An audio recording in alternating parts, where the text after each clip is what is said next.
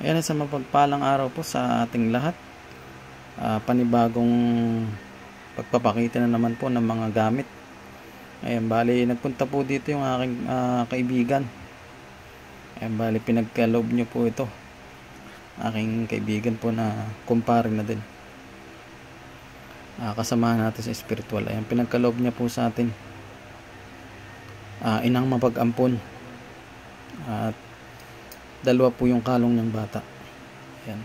Napakaganda po nito sa panghanap buhay, sa negosyo po. Ayan. Maging sa paglalakbay din po. Ayan. Maganda rin po itong pambalanse sa ating ibang medalyon. Tulad ng may pag marami na yung pang-protection nyo, maganda rin po yung pambalanse ang mahal na berhen. Ayan. Ayan po, santo rin yung maliit. Ayan, ito rin po yung kanyang gamit. Pampaswerte din po. Ayan, medyo lumalabo na po. Pampaswerte din. At ito naman po yung kanyang diglom na mahal na berhen. Ayan. Napakainam po nito sa pangontra sa mga masasamang elemento.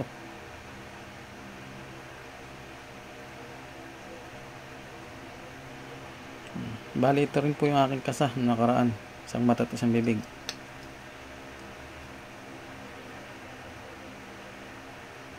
Ayan. Halos pangkahalatan po ang kasa niyan na mga mutya.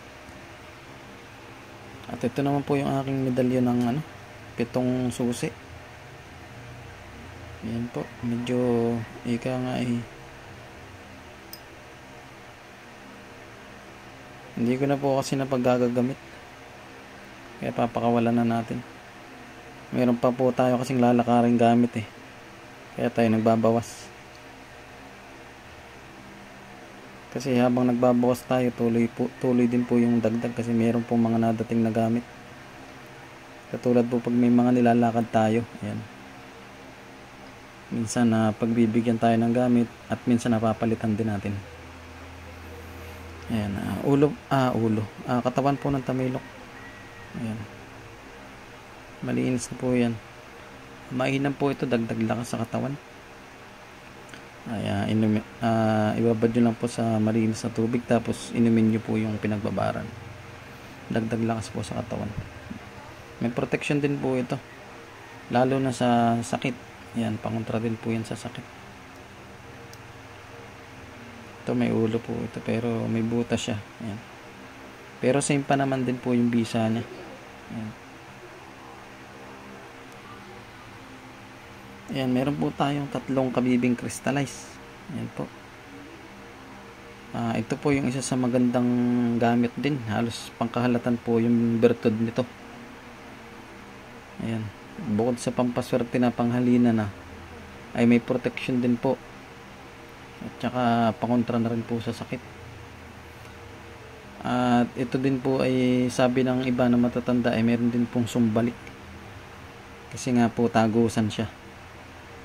Ayan. Meron po tayong 3 klase.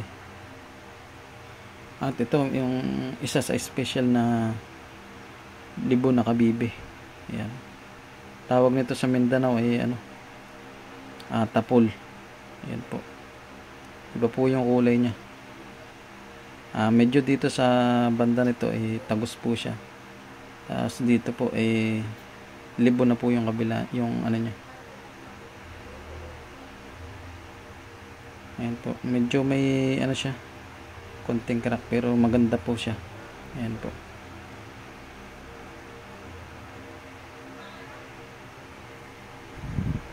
Ayan po, bali screenshot nyo lang po kung kayo may matipuhan dito sa mga gamit na ito. Ito po mga gamit na ito ay pinapakawalan ko na po. Ay siya nga po pala, ito meron pa po pala tayong para po siyang ngipin ng kidlat. Ayan, nakita ko po ito sa sa isang ilog. Yan. Nung pumunta po kami nung isang araw sa mga katutubo, yan, nakita ko po ito.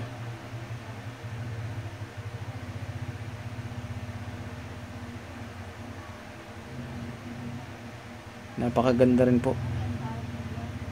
Ayan, maraming salamat nga po pala sa patuloy na sumusuporta sa atin. God bless po sa inyong lahat.